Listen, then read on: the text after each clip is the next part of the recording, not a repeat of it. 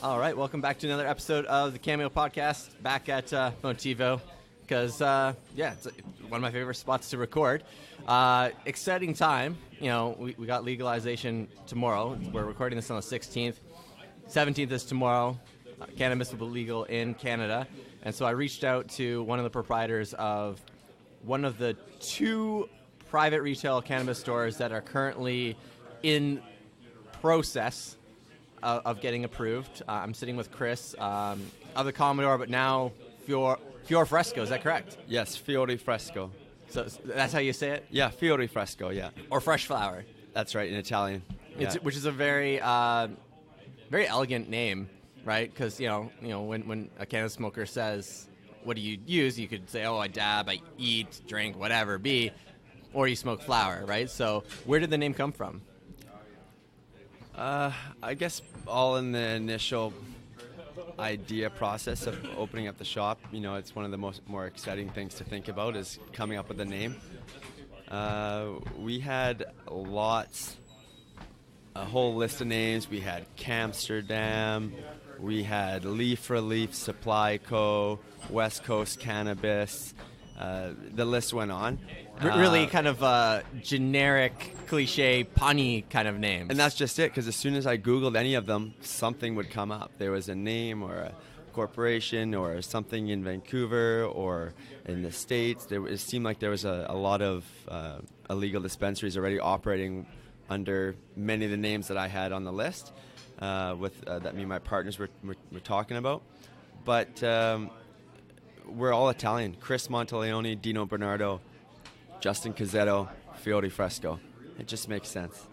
yeah, and I guess like from when I hear it, you know, as someone who loves business and is trying to start his own, it has a really good ring to it for the opportunities for a franchise if that's a route you end up ever taking, right? Like there's a beautiful elegance of it. There is that kind of. Well, the Commodore downtown is a very beautiful room. You know, we did a reno on that a couple of years ago, and I have confidence in saying it's one of the most beautiful rooms in Kamloops, and I hope to build something similar to that. I would like it to look more like a jewelry store, more than even a liquor store or a grocery store like I had previously mentioned. We're going for a classier, chic, elegant look that will hopefully drive the older, classier clientele to come in, which is the same clientele I go for at the Commodore Grand Cafe and Lounge. In regards to franchising, it is definitely something we've already thought about. Based on the federal rules, one entity can hold interest in 8 different shops, whether it's 5% or 100%. So it would be, it's definitely an idea for us to franchise out and open up multiple locations. Kamloops and maybe surrounding areas. I'm not sure exactly how far the idea will go, but we will definitely be getting this one up and running first, gaining the trust and respect from our neighbors locally around our storefront, and also gaining the trust of the entire city of Kamloops. Once we've done that and really solidified ourselves in the cannabis market, then we will possibly venture down that path of franchising or moving on to another location and so forth. Yeah, I really want to talk about gaining respect in a little bit, but we probably got a little bit ahead of ourselves. When did the idea of opening a dispensary kind of pop up? Because, you know, it blows my mind that only 178 applications provincially, you know, have actually come in front of the province. Only 2 in Kamloops are currently actively pursuing it right now. When did this idea transpire?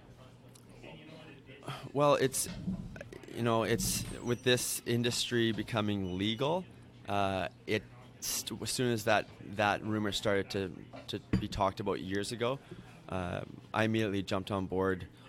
I just saw it as a good business opportunity, right? And for it to be legal tomorrow and have all of your, we're at the forefront. We've got everything dialed in to become the first or one of the first private stores. I guess it was just more of a business decision, and in turn we started looking a little bit more into it. But the fact is that it's a emerging industry, and there, with the numbers being kind of unknown, as there's nothing to compare it to except for illegal activity, which I know nothing about. Numbers are up in the air, but I think profitability seems imminent. Mm-hmm. Yeah, so I guess you're in an interesting place because, I really hope to see the doors open because we still don't know that till really after the 30th, I think, is the soonest we would ever find out. Is that correct? Well, 30th, the city council votes on it, and then they'll send their referral back to the government. Right. And then the government will review it once again, give us a conditional approval. At that point, we can start doing renovations and I guess start the hiring process. We're hosting a job fair. Yeah. And then once our renovations are done, we'll have a final walkthrough by a city employee, ensuring that we've done everything we said we were going to do. We're up to code and standard in regards to security and layout. And then we will be able to apply for the Kamloops business license. Okay, cool. So you're at this interesting point where you have to balance the respect of the Kamloops community, which, as someone who, admittedly has been a cannabis user, I've actually taken a 2-month break for that past little while. Does have some reefer madness ingrained in the culture, right? A conservative atmosphere. But also, how do you balance, the culture of cannabis, right, that has been in this gray area or black market world? How do you try and found the balance when you're, really being at the forefront and trying to, strike out and bring cannabis to the retail market? Well, we're very proud to be at the forefront of this industry and be one of the first to get your applications through. But being at the forefront also means that you have to be a leader in making sure there's a safe, responsible, and respectful use of cannabis, right? There is a stigmatism behind it that many people are against it, and there's, the way I see it, a majority that are for it. It's a prohibition of our lifetime being lifted. Yeah, this is a huge deal. This is history. That being said, I don't think it'll take more than 4-6 months tops for it to be normalized, and for it to be these stores to be walked past without anybody taking a second look. Or hopefully they do take a look. That's right. And walk into our store, but you can't actually have anything really drawing them in because there's no advertising or no, that's plain right. Packaging. Exactly. And going back a few minutes ago to the application process, only having 170 some odd applications in, the answer to that is quite simple. It was the most extensively intrusive application process I've ever been a part of. This was months of work and very financially demanding, time consuming. You're meeting and using everybody from lawyers and bankers and drafters, designers, advisors. It was a big operation, and I think that the government and the city of Kamloops did an excellent job in doing their due diligence to ensure that they're making the proper decision when considering all applicants. And for an applicant to have their all their ducks in a row, for lack of a better word, it's a big ordeal. And it was a lot of work and very, very difficult to get to the final product. And I think it would be hard. It was very hard, and it took a lot of time and effort, which I think will deter a lot of people from even trying. Totally. And in that application process, they've been very tight-lipped about actually what product we're going to be seeing tomorrow. And I just found out I might not be able to go to the government store to kind of see what they have on the day of legalization, which was definitely something I was looking forward to. Have they shared with you what kind of profit you're buying at, or do you have any idea of what the products are going to be? I've heard rumors of there's a cap of 18% THC in BC on cannabis. Have you heard anything about this? Or No, that kind of stuff, that's getting into the kind of the nitty-gritty fine detail stuff. Yeah. And truthfully, essentially more smaller detail will be addressed by our company once we get all of our other stuff approved and lined up, right? That'll come in regards to even hiring and making sure everyone's got their proper training set out by the government training course and that sort of thing. But yeah, I mean, regards to products too, it'll be cool to see exactly what they're going to be offering once the online catalog is set out. And the THC percentages, once again, I'm not 100% confirming what their percentages will be, but there's still going to be a little bit for us to learn. I am the first one to make it to the city of Kamloops with a referral from the government, but I'm still the first to admit I learned something new every day. Absolutely, yeah. There's also Chris Lythe at 399 Trunkio who's up there with you. I heard him on the radio today. He had an excellent interview, and we're kind of on the same page with the funding, and our company is self-funded, but just a little curious how to go forth and doing your everyday operations. Absolutely. Let's jump ahead to a few years, right? Everything goes through. I read that you want to get into edibles, which is kind of the interesting thing, right? To me, flower is really a billion-dollar industry. Edibles is a multi-billion-dollar industry. Is that where you're trying to target, like the more mature crowd, to remove the stigma of inhaling smoke and developing an edibles, or do you think you'll be allowed to develop edibles on your own at that point? Make our own edibles? Yes. No. Everything is a very, very tightly monitored system. So seed to sale, we have to buy from the government, who buys directly from the LPs. Yeah. Right. They'll have a bit of a markup, and then we buy it as a retailer from the government. So we can only buy from a government store, from the government website store, essentially. Just like the Commodore can only buy alcohol from a signature liquor store, a government liquor store. Yeah. It's very refreshing to be sitting across a younger entrepreneur who's going into really what is like the most exciting industry of my generation that I've ever seen. Right, like this is bigger than tech in my opinion, but that's just because I'm a past bona fide stoner. But what would you like to see Kamloops kind of take part in like this burgeoning industry, right? Like have you thought about like cannabis tourism operations? Like what are you thinking beyond the store, or are we just focusing right on getting the store opened and set? Yeah, so I think we'll get the store open. We'll get it running, and you really need time to see how the company's doing, see how the operations are going, what kind of time really needs to be divided into that company compared to what other companies were running at the same time. I think franchising would be number one. Maybe not necessarily franchising, but opening up a second location, then a third, and so forth like that, and then going from there. But, in a few years, I do see this industry just booming. I do see dispensaries popping up every 100 meters like the city is allowing. Do I see them all surviving? No.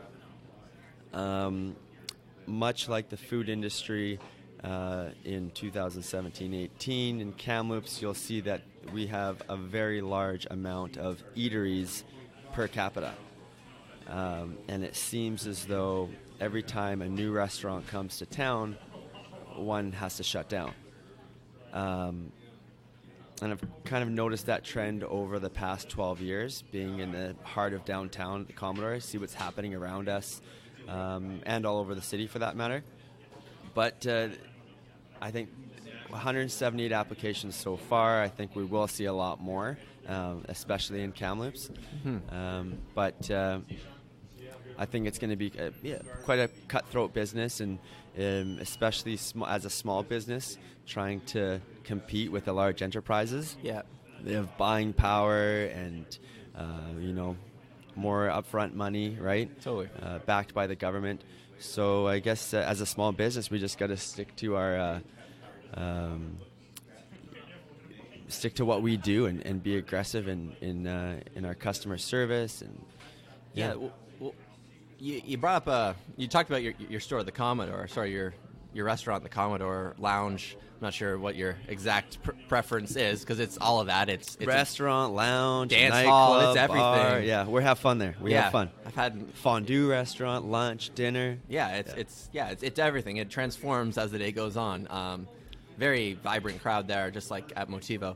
What do you think it's going to be like, on a Saturday night after legalization, right? And you have that one person walk in with that overpowering smell, or you have the person out front, lighting up on the sidewalk, which they're allowed to do. They just have to be aware. Like, how do you think businesses can kind of like balance, someone's right to then use cannabis, but also be respectful of, other people's nostrils and other people's, not interest in being involved in that? Very good point, and I think the city of Kamloops has done a great job to attack that exact matter. They've put together a good neighbor agreement that has to be signed upon approval of your cannabis store, just like I signed a good neighbor agreement in regards to alcohol service, food and alcohol service at the Commodore. So it just kind of states that you're going to follow all the rules and regulations set out by them, and you just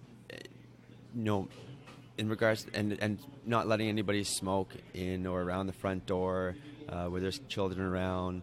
I know it's really starting to open up, like YVR is now allowing people to smoke at their airport and designated areas before their flights. All the campsites in British Columbia are allowing it apparently, and lots of new stuff coming out daily. But I guess in regards to the smell and stuff, I do feel it will be normalized, and people will just not even mention it once they smell it walking down the street if it was in a legal or illegal area. I don't condone that. I think people should do it in the privacy of their own home. I think it's just better for everybody and not offend anybody who may not want to be part of that. Yeah, I think the majority of cannabis smokers are respectful people who do it in the privacy of their home. My wife hates the smell, and I'm was a daily smoker still, and it just meant I got to do it outside and maybe walk down and have a shower after. That's right. Yeah. Chew some gum. Exactly. Don't let it overpower. I think it'll be interesting to see if there comes out with a cannabis that doesn't smell, which is totally a possibility in the next couple of years as well. We'll see. Well, it seems like you gotta stick to those vape pens everyone's smoking. Yeah, they're expensive. They're expensive, but they smell good. They smell like grape and stuff, apparently. Grape and watermelon. That's still the gray area, though, right? Like that's right, because it's only oils and tinctures and flour and and seeds, and seeds, right? Yeah. So, because even growing in your backyard can smell. That's a fair bit, right? Yeah. So, and even then, it can't be viewed by the public eye, so you're gonna have it shown to the sun but hidden to everybody else. And then furthermore, if you do it in a house right now in real estate, if you then sell your house, you have to then admit that it was a grow op. That's right. If you're growing it, if you're growing it in your house, even right. for plants, technically, I found that out from Parker Bennett because he has a podcast and he was chatting about that. So. Yeah. Well, that's a good point, and as of now, and you're smart to look into that, because everyone's got to do their due diligence when something like this emerges. All of a sudden, an illegal substance is now legal, and they're saying that the insurance companies and mortgage companies have not yet changed their rules. And as of now, lenders, they will not lend, and insurance companies will not insure houses that have previously been operating as a grow op. Really? So that's interesting. Yeah. So I mean, it's more of a conversation for a realtor, mortgage broker, insurance professional. But it's something that I have read on because it's something that will look past. And I do own commercial real estate and some residential real estate that's rented. and it's something that I have to be aware of as well. Mm-hmm. Yeah, totally. Yeah, I don't know what people really expect with growing their own stuff too, right? They don't realize how hard it is. I have one friend who threw some seeds haphazardly, went away on vacation, and came back and had 8-foot tall plants, and was just doing it just out of curiosity and did not think twice about it. And then I have someone else, who grew it in his own place, and it's leaves are turning brown, right? Couldn't get the pH levels right. It's challenging. And then you got mold, you got mites, right? Mildew, pesticides, is it flushed properly? There's so many questions to answer when you're growing your own marijuana and getting it from the black market. Cannabis. Marijuana. I don't like the word marijuana. That? What is marijuana? Nobody knows. It's cannabis. It's cannabis, right? We're like the leaders who use the word cannabis, right? That's right. It's got an empowerment to the name. That's right. A little bit. Yeah, sounds professional. Exactly. Yeah. Right? Though I do use the word weed here and there because, coming as a stoner, right? Yeah, that's right. Or past stoner, it's something not just 420 Blaze. Mm-hmm. They're still part of a culture that I will never shake. Yeah. As much as my wife hates that. Yeah. But and don't sell yourself shy. You don't need to call yourself a stoner. You were a pot smoker, and there are many functioning pot smokers. Absolutely. That don't smoke a joint and play video games all day. There's a lot of people who will smoke a joint and clean their entire house. They'll go to the gym. I ran 50K high. 50K high, ride your bike. There's a lot of activities you can do on this product, right? For a lot of people, and depending on the strain, it can bring you energy, get your mind going, get some creativeness, and then there's of course some of those indicas that'll put you into couch and put you to sleep, and even that though is a little bit BS because the sativa indica, it's there's crossover there too, right? It's really about the terpenes, and it's on this next level, really good cannabis people can smell the cannabis and know what terpenes from the aroma. That's right, yeah. Right? So, a guy from the Trichome Institute downstate side, right, is at the leading edge of that. And it's just next level, right? It's the stuff I hope to see. That is a part, actually, I wanted to chat with you about. As someone who is starting a retail outlet, you are not starting a dispensary because that is medicinal. You are starting a retail outlet. And when you employ people, you can't make recommendations, if I understand, this will help you sleep or this is going to help with your anxiety. Is that true? Is that how that's going to play out? Or? Well, it's a good point, and I guess I should look a little further into that as well. I think that falls into small detail as well, but very important detail, right? I am very knowledgeable in the product, but I still find that I'm going to be attending the training course set out by the government. It's like a serving it right for alcohol, but for marijuana, right? You got to have it to be able to serve it. I do have a lot of advice to give, and I hope, and I'm going to make sure that our staff have the same ideologies in making sure that everyone's educated as well. So either way, whether we're allowed to give that type of information or not, as soon as you walk into Fiore Fresco, the first thing you walk into is a cannabis information station. So it'll be everything from what is cannabis, what is THC, what is cannabinoids, what is a sativa, what is indica, and then explain all the products we have, and of course what some of them tend to be used for. Mm-hmm. I don't think you need to be a doctor to. I certainly wasn't a doctor. So much self-medicating myself. There's so much information out there as to what these products do. Mm-hmm. On government sanctioned sites. So it's someone writing it in their bedroom and saying, "Hey guys, believe me." It's proven. So I think we can give advice. I don't see how we can.